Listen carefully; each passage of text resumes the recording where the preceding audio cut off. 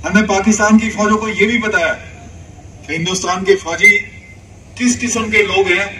आप 20 भी आ जाओगे तो 20 आदमियों के बराबर एक हिंदुस्तान का फौजी है आपके लिए बिल्कुल तैयार रहेगा। अगर सीज फायर का हुक्म नहीं हुआ होता तो लाहौर पर हमारा भारतीय तिरंगा लहरा होता।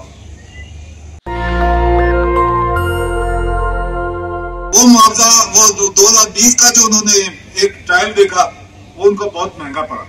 यही वजह है कि प्रधानमंत्री जी ने जब घोषणा की थी और रक्षा मंत्री जी ने कि हमारी फौजें पीछे नहीं हटेंगी, बिल्कुल नहीं हटेंगी, और उनको पूरी तैयारी का मौका दिया था कि आप जैसा चाहे आप बॉर्डर पे इसको डील करिए, भारत सरकार इसमें कोई दखल अंदाजी नहीं करेगी। तो चाइना उसके बाद में हमारे साथ लड़ नहीं पाया था। 1965 में आप देखते हैं कि लाल बहादुर शास्त्री जब प्रधानमंत्री थे तो पाकिस्तान का जो लाहौर का था हिस्सा वो सिर्फ हमारे से 20 किलोमीटर दूर था। अगर सीज फायर का हुक्म नहीं हुआ होता तो लाहौर पर हमारा भारतीय तिरंगा लहरा होता। हमने पाकिस्तान की फौजों को यह भी बताया कि हिंदुस्तान के फौजी किस किस्म के लोग हैं। आप 20 भी आ जाओगे तो 20 आदमियों के बराबर एक हिंदुस्तान का फौजी है आपके लिए बिल्कुल तैयार रहेगा। 1971 में आइए आप, मैं जम सेक्टर में था जहां सबसे भयानक युद्ध हुआ J&K में, जहां सबसे ज्यादा कैजुअलिटी इंडियन फोर्स की भी हुई है और पाकिस्तान की भी फोर्स हुई है। हमें चिकन नेक इलाका दिया गया था जिसको हमें 4 दिन में कब्जाना था, लेकिन भारतीय सेना ने, हम 12 बजे रात को डिप्लॉय हुए थे वहां पर जाकर। चिकन नेक जम्मू से एक सड़क आती है अखनूर की तरफ ऐसे घूमती हुई, उसके बीच में जैसे मुर्गे की गर्दन होती है, इस प्रकार का एक इलाका उसको चिकन नेक कहा जाता है, वो पाकिस्तान के कब्जे में था। अगर हम पठानकोट से अखनूर की तरफ चलते हैं तो हमें 4 घंटे लगते थे। अगर चिकन नेक हम अपने कब्जे में कर लेते तो हमें पठानकोट से अखनूर पहुंचने में सिर्फ आधा घंटा लगता। तो उसकी सामरिक महत्व का आप इसी से अंदाजा लगा सकते हैं कि वो उसको कब्जाने के लिए भारतीय फौज को जो ऑर्डर मिला था वो 4 दिन का था, जिसे हमने 1.5 दिन में पूरा किया। रात को 12:30 बजे जिस वक्त हमारी फौज बॉर्डर के ऊपर डिप्लॉय थी, पहले इन्फेंट्री थी, इंजीनियर्स, इन्फेंट्री, आर्टिलरी, तो पाकिस्तान की पहले चौकी से हमें बहुत ज्यादा गाली गलौज हमारे प्रधानमंत्री के लिए अपशब्द, भारत सरकार के लिए अपशब्द बोले गए काफी ज्यादा, जो लगभग आधे घंटे पौने घंटे तक चली वार्तालाप।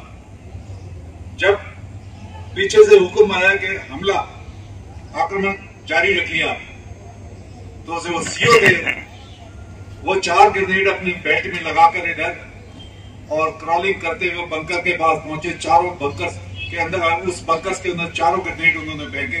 पहली पोस्ट को हमने पाकिस्तान की 15 मिनट में कब्जाया। 15 मिनट। ये चर्चा आती नहीं है, ना भारत सरकार इसको जारी करती है, ना दुश्मन की फौज इसको बताती है, लेकिन प्रैक्टिकल जो पार्टिसिपेट कर रहे होते लोगों, उनको प्रैक्टिकल पूरी जानकारी होती है। 15 मिनट में हमने उस पोस्ट को पाकिस्तान से छीन लिया और फिर पाकिस्तान की फौज को हमने पीछे मुड़ने का मौका ही नहीं दिया। इसलिए मैंने आपको बताया कि जो 4 दिन का टास्क था वो हमने 1.5 दिन में पूरा किया। हमें 2 दिन तक खाना पीना, राशन, पानी, चाय कुछ नहीं मिला। ठंड के दिन थे, पराली होती थी, पराली बदन पे डाल के अपने शरीर को गर्म करते थे और एडवांस हमें हुक्म था करो या मरो, करो या मरो, बस, और कोई काम नहीं था।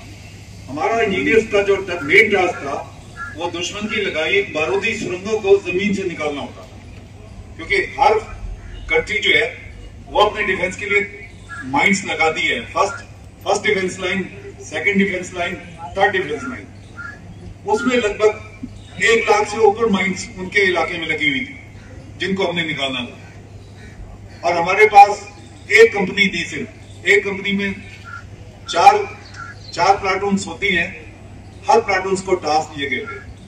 जो मेरी प्लाटून्स को टास्क दिया गया था उसमें लगभग मुझे 50,000 पाकिस्तान की बारूदी सुरंगें उनकी जमीन से निकालने का मौका मिला। मैं आज आपके सामने जिंदा हूं। शायद अगर मेरा पैर किसी माइंस के ऊपर पड़ गया होता तो बदन के चीथड़े उड़ उड़ के 35 मीटर दूर जाके मेरा बॉडी नहीं मिलती मेरी। लेकिन काम जब आपको देश रक्षा करनी है, आपको दुश्मन से लड़ना है, तो उसमें ये हमें नहीं देखना पड़ता कि गोली कहां से चल रही है, तोप के गोले कहां से गिर रहे हैं, हमें काम करना ही होता है। जब तक हम इन्फेंट्री को क्लियरेंस नहीं देते, इन्फेंट्री अटैक नहीं करती है। और जिस वक्त हमारी क्लियरेंस हो जाती है, इन्फेंट्री बॉर्डर को क्रॉस करके अटैक करती है, उसके पीछे पीछे जो है वो आर्टिलरी फायर करती है, उसको कवरिंग फायर देती है और एडवांस होते हैं। इसलिए दुश्मन की जो स्ट्रेंथ थी उनको समझने का मौका ही नहीं मिला, उनकी समझ भी नहीं आया कि क्या करें। एक बात मैं आपकी जानकारी में और लाऊं, उनके पास जो उस वक्त हथियार थे जो हमने बरामद की या देखे वहां पर, वो इतनी उम्दा किस्म के हथियार थे, सारे इंपोर्टेड थे, यूएसए मेड थे वो हथियार, अमेरिका से सप्लाई हुई थी। तो हमारे पास जो हथियार थे उनके मुकाबले वो इतने अच्छे नहीं थे, गोला बारूद इतना अच्छा नहीं था, टैंक इतने अच्छे नहीं थे हमारे पास। हमारे मुकाबले उनके पास बहुत अच्छे हथियार थे, गोला बारूद बहुत अच्छा, लेकिन उनका मोरल हाई नहीं था, उनका वो टूट चुके थे बिल्कुल। हमारी फौज का मोरल बहुत हाई था, ना उन्होंने सर्दी देखी, ना गर्मी देखी, ना बारिश देखी, ना उन्होंने तूफान देखा, ना उन्होंने गोला देखा, ना बारूद देखा। चल सो चल, एक ही मकसद था कि किसी तरह से इनको जो है ना हमने शिकस्त देनी है, तगड़ी शिकस्त देनी, और ऐसी शिकस्त हमने दी है कि अगले 1000 साल तक हमारी फौज के साथ वो लड़ने के काबिल नहीं है। ये मैं आपको आज यहाँ बैठ के इसका बिल्कुल भरोसा दे रहा था।